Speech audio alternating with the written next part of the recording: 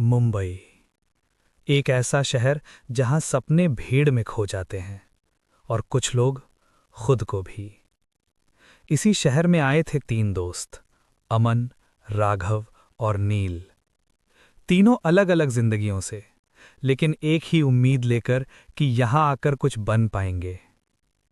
सुबह से शाम हो गई, ऑफिस के चक्कर, इंटरव्यू, खाली वादे और अंत में खाली हाथ। राघव ने थकी हुई आवाज में पूछा, आज रात कहाँ रुकेंगे? कोई जवाब नहीं था, सिर्फ शहर का शोर जो उनकी चुप्पी पर हंस रहा था। तभी एक पुरानी कॉलोनी के बाहर एक बूढ़ा चौकीदार दिखा। उसने तीनों को देखा और बिना पूछे बोला, काम ढूंढने आए हो, है ना? अमन चौंका। राघव ने सिर झुका लिया।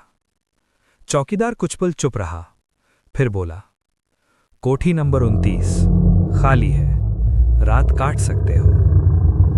नील ने धीरे से कहा, वहां कोई रहता नहीं? चौकीदार की आंखें पल भर को रुकीं, फिर बोला, अब नहीं।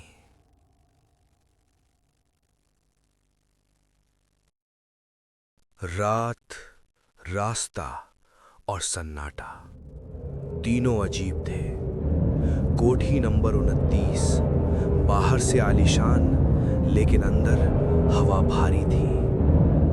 पहली रात शांत रही, लेकिन दूसरी रात ठीक 2:17 पर अमन की नींद खुल गई। कमरे में कोई था नहीं, फिर भी चलने की आवाज आ रही थी, घिसटती हुई, धीमी, पास आती हुई।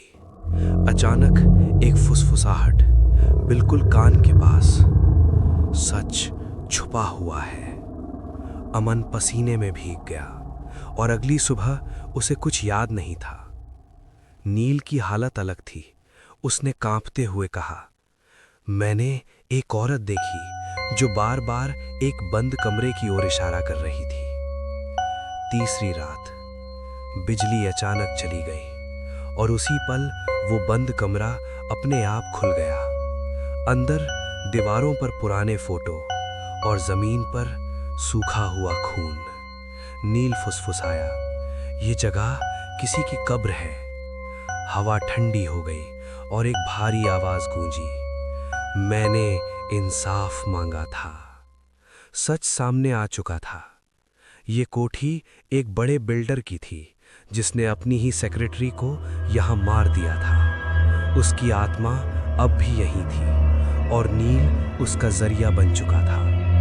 अगली सुबह बिल्डर गिरफ्तार हुआ, कोठी सील कर दी गई। तीनों दोस्त शहर छोड़कर चले गए। लेकिन आज भी अगर कोई कोठी नंबर 29 के पास रात में रुके तो ठीक 2:17 पर एक आवाज जरूर आती है, सच कभी दफन नहीं होता।